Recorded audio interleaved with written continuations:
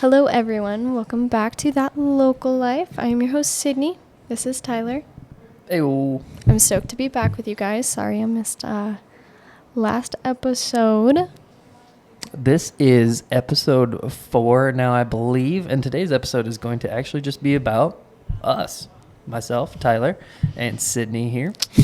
Going to be a super exciting episode. We figured we would do one of these just so you guys can get to know us a little better as your hosts and as local community members ourselves. So let's hop right into it. Heck yeah, let's get started. Episode 4 now. How you feeling? I feel good. I'm still a little nervous. Not as nervous. We're getting there. Why are you nervous? I don't know, really. You're just talking to me. I know, it just freaks me out. Do I make you nervous? No, but other people are going to listen. I mean, we have like 80 listens so far. Pretty good. Come on, guys. We need to bump that number up. Let's go. Well, okay. I'll ask the first question then. Okay. Sydney, how long have you been here in Nissa? I have been in Nissa for probably like 7 months now. Yeah, I'd say so. 6 months? 7 months. Yeah, I think it's closer to 7 months. I love it here. I bought a house in Cuna, and I lived in Cuna for 2 years before moving to Nissa. Mm-hmm. I like it a lot better here. I love the small town feel, how nice everybody in the community is. So you long time Meridian or Boise? I think Meridian. Boise. Boise? Boise, like right on the edge of Meridian, but born and raised in Boise, Idaho, yes. Nice. Yep. Nice. Saw all the changes there. Yeah, and I dragged her all the way out here. I could say thank you for that. I love it. Good. I am a long-time Nissa native. I'm 26. I spent 25 years here. Born in Idaho. Moved to Idaho for 1 year and came back here. And don't really ever want to leave again. But I like this place. I would like to move, ideally to like Homedale or somewhere, Parma or somewhere over on the Idaho side, just because Oregon's politics kind of suck. Yeah, I'd like to be a Taxes little suck. closer to my parents too. That'd be nice. Yeah, I like your parents. Nice people. They're okay. Yeah, I can thank him for being here. So thanks, Mom and Dad. Barb, Rob, Great honorable people. mentions. Well, what did you grow up doing? I grew up, my family was super big into camping, so we Mhm. camped a lot. We have I guess you could say a family cabin in Pine, Idaho.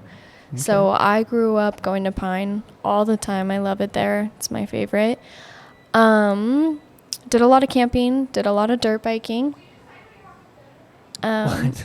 Keep going. I'm just I can listening. hear your popping sound super loud in the Sorry. camera. Grew up dirt biking, fishing, all that fun stuff.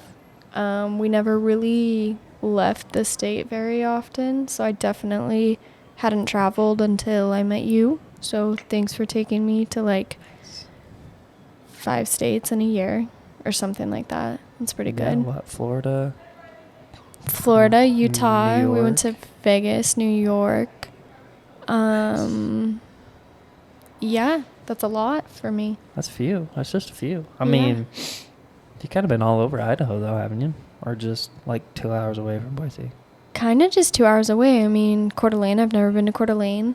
Coeur d'Alene's dope. I don't think I've really been that many places in Idaho, honestly. I've been to like Garden Valley, Pine. I've been to Stanley, Idaho City. So kind of the common places. The in- touristy locations Yeah, in Idaho. exactly. They didn't used Fair to be enough. touristy, but They are now, that's for sure. McCall's a Okay. big one. Yeah. McCall has changed a lot. I used to like it a lot.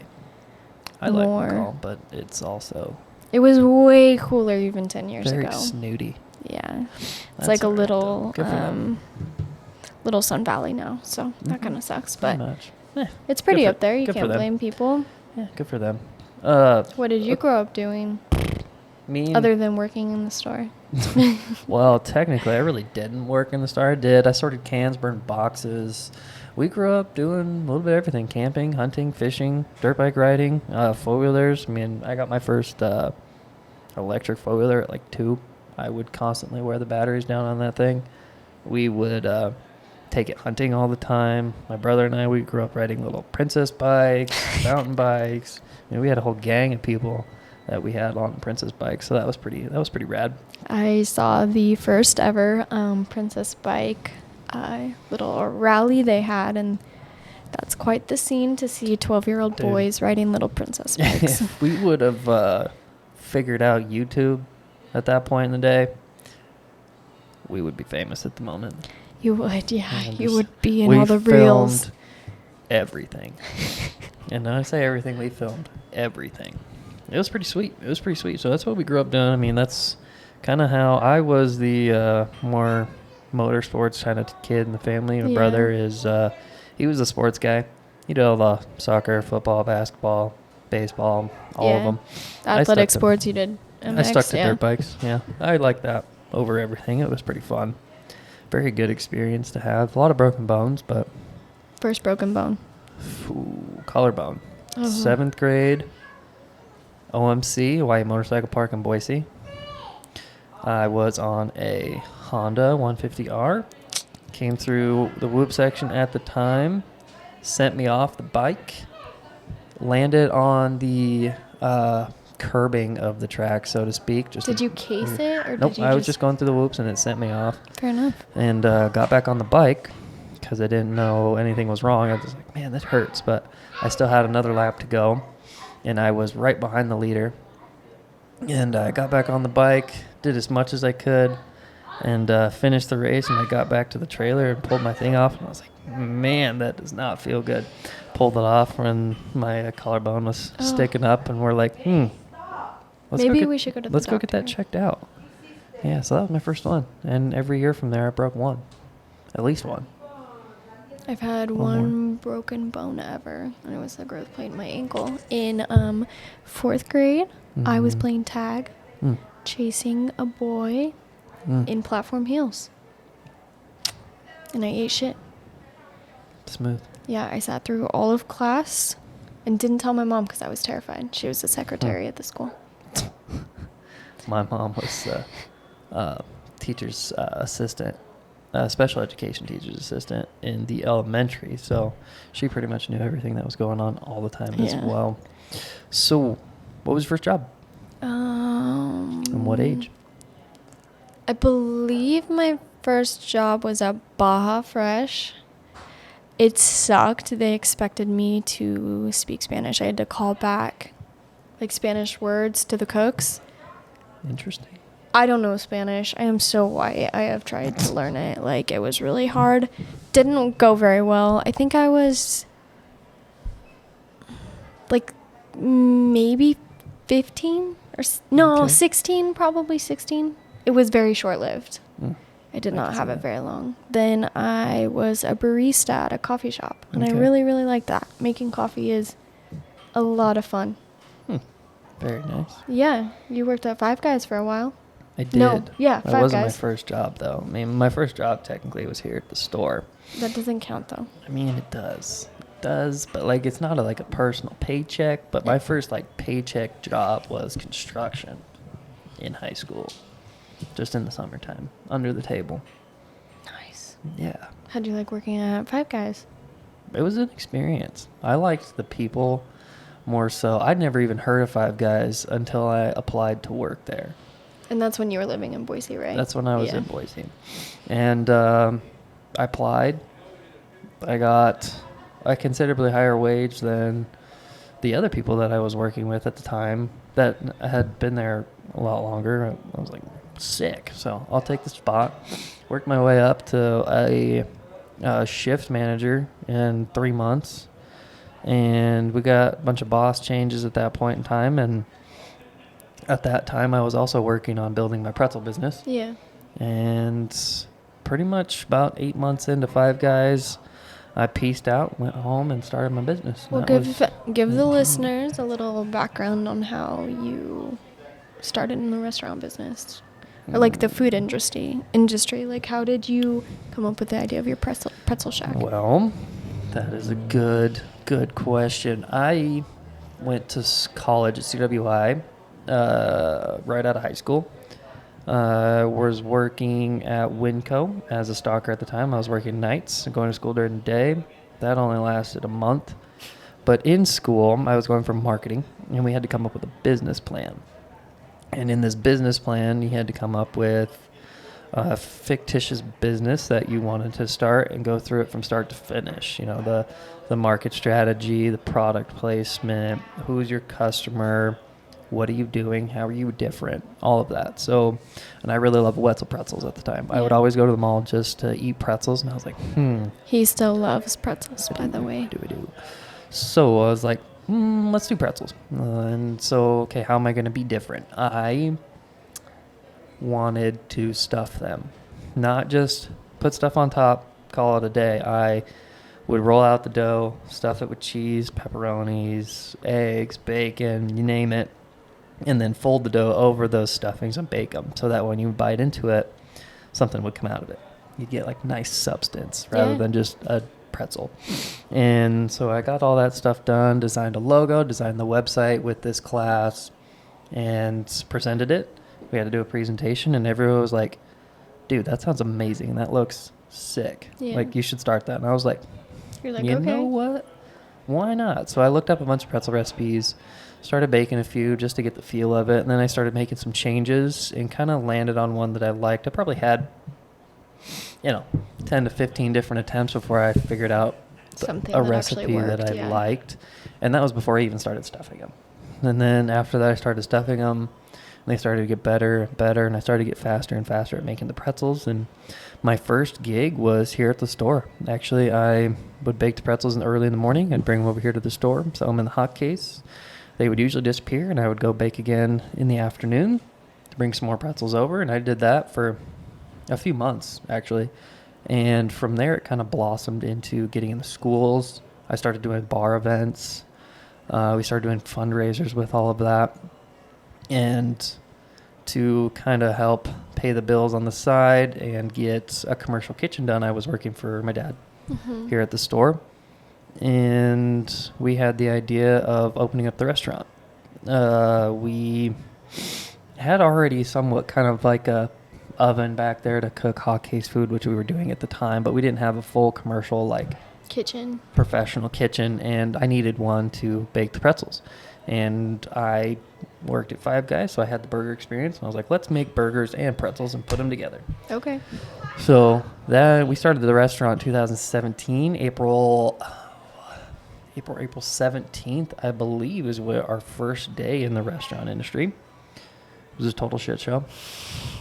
I had no clue what I was doing, had no clue what the grill temperatures needed to be at, and I was just firing burgers away left and right. Making it work. Yeah, I think the first year we did $70,000 in sales total, which I thought was like, holy cow, this is amazing.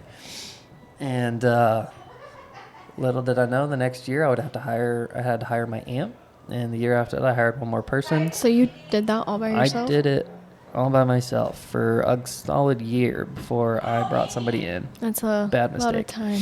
Yeah. It was 10 to 12-hour days, Oh, my goodness. 6 days a week, sometimes 7, just depending on what I was doing for several years. And then when I brought Jeanette in, I only brought her in 2-3 days a week. So I was Yeah. still, and I was Busting working your along. butt, I was still working yeah. alongside her. She was only in so I can go to the bank and come back home. And 2020 was actually the first year that we hired employees. That was the first year that I actually became more of a leader person, so to speak. I started to groom Jeanette to be a manager. We started having people underneath her, and I started to kind of step out as I was kind of getting bored and kind of getting depressed. I was like, man, this isn't going anywhere. I mean, the sales are growing, but I don't feel fulfilled. Yeah. So put all those in place, and 2021 came around. We did amazing. And then I had the opportunity to buy the store, and that's kind of how it blossomed into the store part of it. So Yeah. now we're here. That's awesome. 10 months later from the process of starting the store, and Yeah, it has to. damn, it's a lot. Takes a motivated person to make something like that happen. You are probably one of the most motivated people I know. Well, thank you. Yeah. I certainly appreciate it. Takes. I don't know exactly what I want to do, but I know where I want to go. That's okay. And I don't think anybody knows what they really want to do ideally. I don't know what I want to do. I mean, I obviously love serving the community, and that's kind of where this podcast was born from, and that's kind of where our vision was born from in the store. I think that's a good start. Yeah, I agree. Anyway, so yeah, I mean, you obviously didn't stick with coffee, so where did it go from there? So I worked at a coffee shop for a little bit, graduated high school. I knew that I didn't want to go to college. I never liked school. I was never very good at school.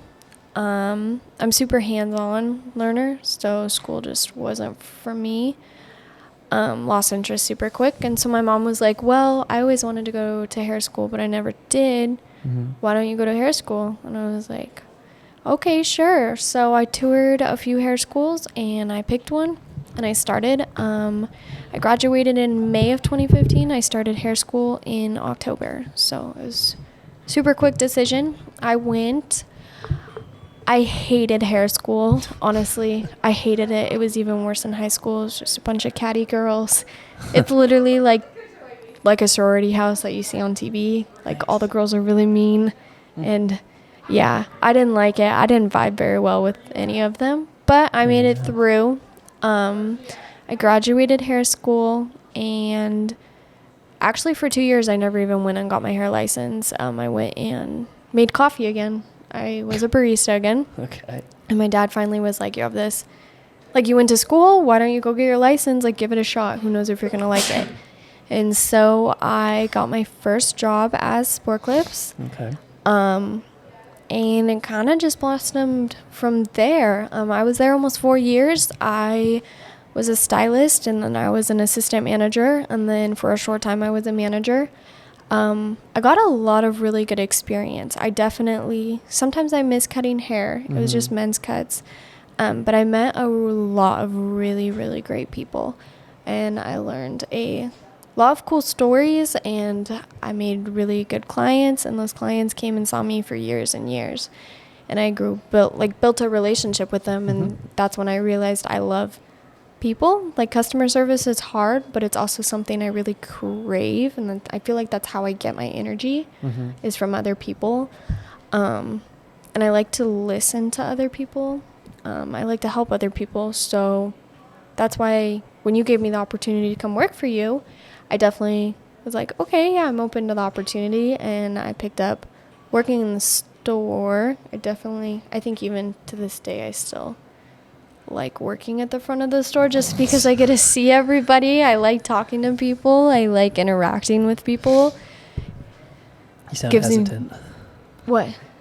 In working in the store, you're like, in the store? Well, I never said I was good at what I'm doing. Mark? It depends on, like, some days I'm like, I got this in the bag, I know what I'm doing. And then when I have to open by myself, I'm like, I don't know what I'm doing. So when you have those days, it's definitely hard to I don't know what I'm doing either. It's not funny. be positive about it. I know everyone goes through learning experiences, but absolutely.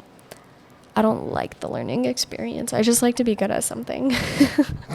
And I know that it doesn't happen like that. So it's hard for me to try different things and try new things. Oh, But fair. you have definitely opened up my eyes to try new things and not to be scared of it. I mean, we all make mistakes. We all have things to learn. 100%.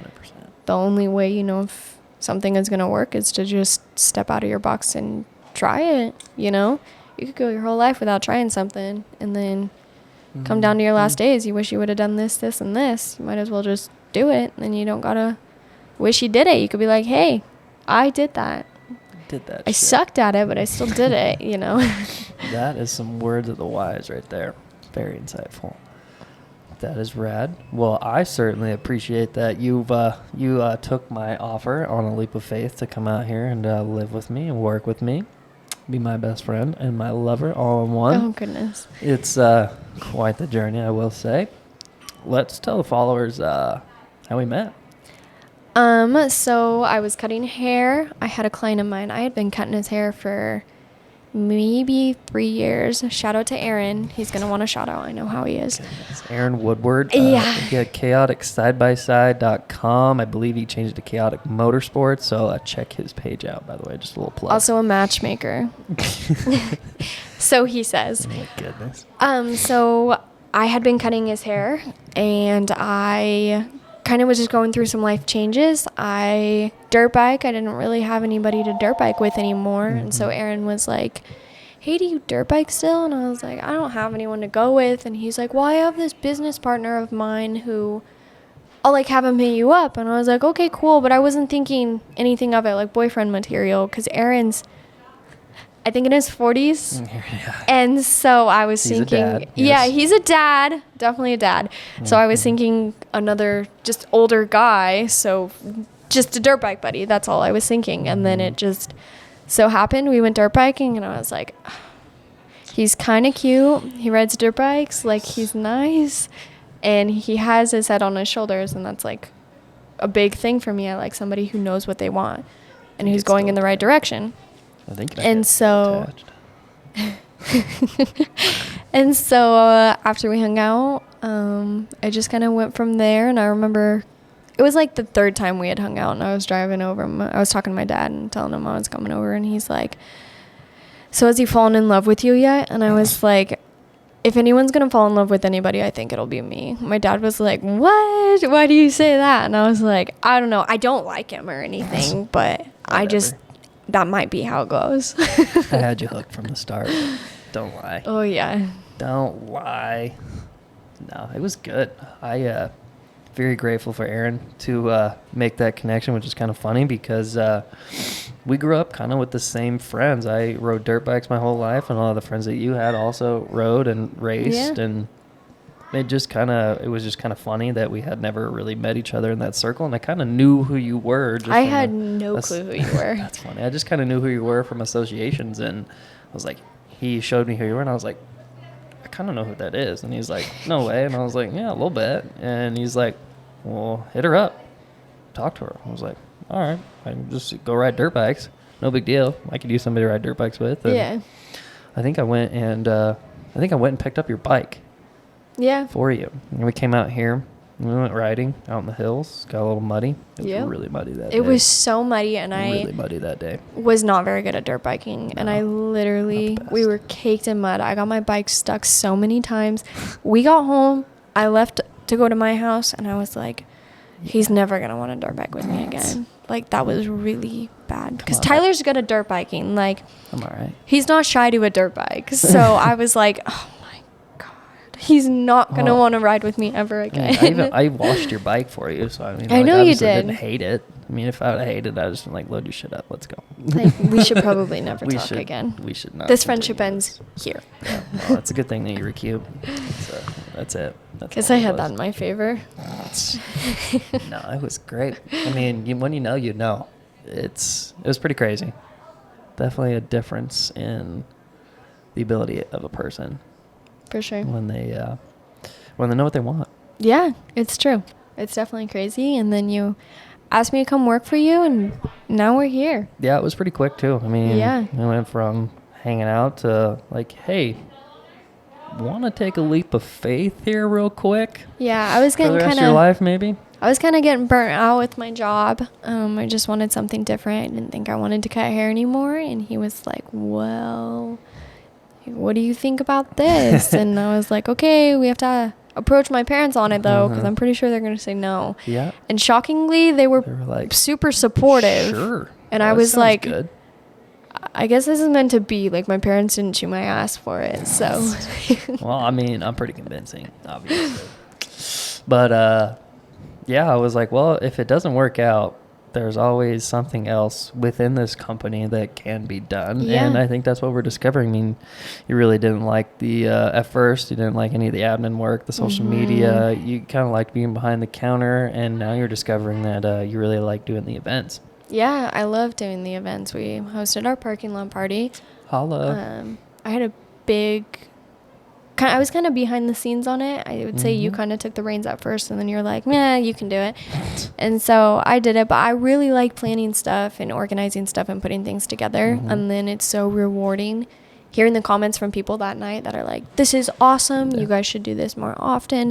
It just gave me that boost of confidence. Like, Yeah, okay, I we're can still do hearing- this. We're still hearing compliments from that. so- Yeah, everybody loved it. So I'm excited to, come springtime, start making it normal thing, and all the planning that's going to go into that. And I'm really excited for it. Kind of starting to ponder what I'm going to do for Christmas time, and just little things to involve the community in the store, in the people that are around. And I know that there's not always a lot to do, and people do like to come together. They do like to socialize. They like to kind of be involved. Mhm. And so I'm glad we have the opportunity to give that to people. Absolutely. I mean, what does the future look like for Sydney? What does Sydney want? What is Sydney like? I know I ask you this question every day, but now you I'm ask me this question public every forum. day, and I don't know. I truly don't know. Some days I want to cut hair. Do I really? Probably not. I think I miss it like once a month. I do a haircut, and I'm like, I don't want to do this every day. I don't know. The thing with your mom, his mom does wedding planning. Mhm. That really excites me. I know how to do hair and makeup. I'm licensed for that. So that's something that I think we could really take off, and something that her and I could really tag team and really enjoy doing together.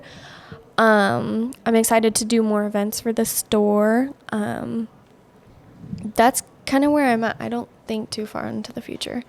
I'm lucky if I can think 3 months ahead. So Fair enough. that's fair what enough. I have right now. Ask me in 3 months, and I'm sure it'll be completely different. That's good. What Always about changing. you? What are the future plans here? What does the future look like for me? Well, the future's pretty bright. Probably should find some sunglasses. Oh, good. All right, let's get into it. I want to be massive. I want to be a face in the industry of convenience and community. I definitely love business. I love community. I love the people. So I really want to build businesses that give back to the community. I really want to build businesses that inspire people. I really like to get people off the couch and kind of get them motivated. The parking lot parties, seeing stuff like that, this podcast, seeing people really gather around it and kind of rally behind it about just like, hey, man, you're doing an awesome job with the community. Like, this is really cool. Like, that's the kind of stuff that gets me up in the Yeah. morning. That's the stuff that kind of gets me jazzed. I want multiple grocery store locations. Obviously not too many to the point where it starts to become corporate. I still Like want a Jackson's or something like that. I still want a down-home grocery store, grocery market. Mom and pop shop. Mom and pop shop. So obviously I don't want like 9 million locations like McDonald's, but who knows? It might get there. And if I can if I can find a way to still make it feel like your local store anywhere it is, then it might get that big. But I want to still be inspired. I want people to really believe in it when I'm not there at the forefront pushing it. I want the managers to feel inspired. I want the people that come in and shop to be inspired. And I like doing that through food as well as convenience. I mean, the food part of it, I really like to hear people say, man, that is the best food that I've had in a long time. Thank you for making me smile like that. Thank you for making me feel that way. I mean, that really makes me jazzed. Yeah, it's a So, super rewarding thing to hear. it really is. It really is. And this new podcast adventure / media company has really broadened my horizons as far as what we can do for people. Yeah. I think it's kind of opened up my eyes, maybe yours, but my eyes, as how people are excited for change. Like, you definitely have those people who don't want it. And I feel like a lot of times those people are the people that voice their opinions more. Generally. That's just kind of what I've seen. But there's a lot of people who are excited about the things that you want to do, the things that have been happening, the things you're taking. Like, you're just going in the right direction, and they're super stoked about the direction you're choosing to go in. Well, I'm glad it's the right direction. I mean, some days it doesn't feel like the right direction. I mean, we obviously, go but- the right direction, turn the wrong way, go down the wrong way, and then we're back on track. Yeah, no, I think Takes this a few is great. trial and errors, but And, I think we're doing okay. Yeah, I mean, for the people that don't know, this is a media company as well. So we do sponsoring, we do advertising for companies. So like Rahi Grocery and Rockstore Grill are our sponsors for the time being. We do have a few more in the pipeline, but we do all the media for them. So we'll come in, we get pictures, we get videos, we post them to our social media. We allow them to use it for their content as well. We really want to help, and this is for small businesses only. We really want to help small communities grow. and small businesses grow, Mm-hmm. to get more awareness within that community, as well as bring in some of that outside money. Because we like when people come in, spend their money here, and then go back home. Like, don't impose on our Yeah. small communities, but we love it when you come and visit us. I mean, we really do enjoy that. So, And we do being- have a lot of things here to enjoy. So absolutely. I mean, I know I'm not a local. I've only been here 7 months, so That's I'm not okay. meaning to offend anybody. But I think it's okay for people to come and enjoy the Oh. things we have, the sites we have. You know what I 100%. mean? Like, from me living here, I'm like, that's super cool. We live in an area where people drive. I mean, Yeah. we were at a conference in Vegas and we ran into some guy. He was from like Wyoming or Oklahoma, Yeah. something like that, Oklahoma. And he had just visited the Owyhee Lake and Mhm. the dam and went And the fly river. fishing there Yeah, and it's like was nuts. showing us all his pictures. And holy he was cow. stoked at that. And Yeah, that's we've had people. that's forever away. We've had people come from France. Yeah, like that's just for this crazy. place. I mean, I haven't seen the French guys this year. Shout out to my French homies, but they they usually come in once a year, and it's pretty crazy that people travel from so far around to see what we have. So it's definitely pretty special to have this. And you know, I kind of take my statement back a little bit. I do love growth. In terms of, I would really like to build a sustainable community. So it does mean building grocery stores. That does mean building more housing and stuff like that. But the idea of it is to bring in those people that really make it feel like home, so to speak. So, I mean, you can still have a town of 5,000 and still very much feel like, hey, this is my hometown. I'm proud to be here. There's infrastructure. My kids have places to go, things Yeah. to do. You know, you're not always holed up in your house or doing drugs and, you know, running out in the hills and doing nothing, up to no good, that kind of stuff. So when you're from a small town, I mean, that's kind of the vibe. That's what you do. Yeah, I mean, you go that's- get in trouble because there's nothing to do. Yeah. So, I mean, definitely working towards growing that community. So there is more things to do. I mean, kids are going to be kids, obviously. You're not Yeah, gonna, for you're not sure. going to ever get rid of that. But I mean, you know, if they had the option to come to an event center one night and it's just a whole kid thing of, Yeah. you know, young teenagers, you know, rollerblading, Just ice more skating, opportunities to hang out with each laser other and get to tag, know each other. Yeah. go-karting, you know, you name it, you know, stuff that's like really fun and invigorating Mhm. for kids, and adults. I mean, obviously I want a whole go-kart track. Yeah. I know, it's funny how different. Like when I was 15, I mean, Mm-hmm. I was dumb, definitely, but I would still, like, I still had the mall. I'd go spend hours at the mall Mhm. because I couldn't drive. And Right. what else are you going to do? Or jump time. Like, they definitely don't have that here. Yeah, I'm definitely thankful that my parents stuck me on a dirt bike or got me bicycles and stuff to do things. I mean, that's what we did. We spent our time outside. Yeah. Like, we were never inside unless it was cold and we were playing inside, playing Yeah. video games, obviously. But I feel like that's important too. But that's how Yeah. I was. Oh, I yeah. mean, even living in a big neighborhood, we still had all our neighborhood kids and we would just ride our bikes around. We'd play tag around the neighborhood. Like, Yeah. we were never inside. Right. We were always outside. as a kid, I feel like that's where you should be. Yeah. I mean, that's how you experience life. Yeah, so to too speak. many That's how kids you are get- just stuck in their phones. Yeah, that's how you get cuts and bruises and how to Yeah. heal and what not to do, what to do. Yeah, there's so many times Tyler and I will go out to dinner and we'll Mhm. always look around us and we're like the only people not on our phones because we make it a thing Mm-hmm. that, like, when we are out doing something together, we spend time together, so we're not on our phones, but everybody Turn else the around damn us is phone just off. in their phones, whether it's couples, a family. It's kind of sad to see. It is. I mean, experience life. You're only on this earth for so long, and if someone else is grabbing your attention, you're not focused on what's in front of you. Yeah. So, I mean, obviously, I'm pretty guilty of being in my phone because most of our businesses run from my phone. But yeah. it's definitely good to have those periods of time where you can just shut off and have one-on-one time with yourself and with your Just come spouse. back to reality Yep. and realize, like, 100%. everything online is just, it's a different dimension in a way. Like, it's just a different reality that so Yes. many people want to live in, but really almost none of us do. Yeah, for the most part. I mean, yeah, that's 100% true. I agree with that. I do agree with that. Well, Sydney, Tyler? it's been a pleasure. Yeah, for sure. Do you have anything else to add? I don't. I'm Any more stoked to questions?